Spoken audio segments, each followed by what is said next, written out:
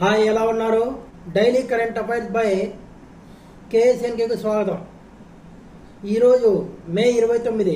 అతలాకుతలమైన దేశాల్లో శాశ్వత శాంతి పరిస్థితుల కల్పనలో ఐక్యరాజ్య సమితి శాంతి పరిరక్షక దళం కృషికి గుర్తుగా ఏటా మే 29న ఐక్యరాజ్య సమితి శాంతి పరిరక్షకుల అంతర్జాతీయ దినోత్సవంగా నిర్వహిస్తారు.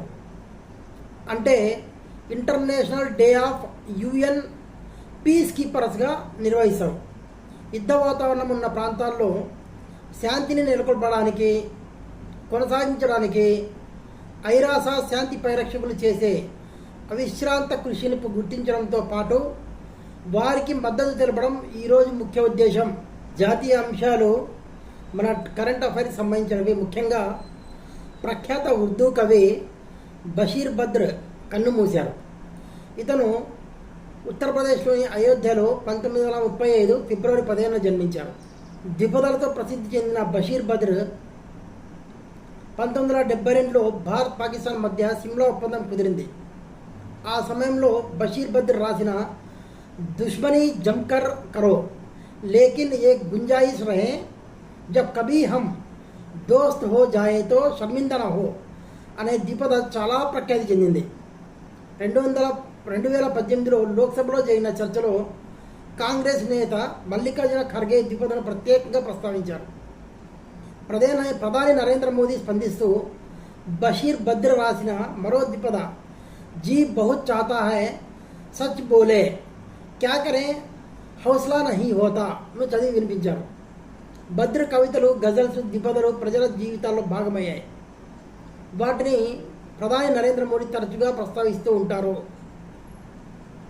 క్రీడా విషయాలకు వస్తే మనకు పనికొచ్చేవి క్వార్టర్స్లో సింధు మరియు లక్ష్య సింగపూర్ ఓపెన్ సూపర్ 750 బ్యాడ్మింటన్ టోర్నమెంట్లో భారత స్టార్ షట్టర్లు పివి సింధు, లక్ష్య సేన్ క్వార్టర్ ఫైనల్లోకి దూసుకెళ్లారు. గురువారం మహిళల సింగిల్స్ ప్రీ క్వార్టర్స్లో సింధు రికో గంజీని ఓడించింది.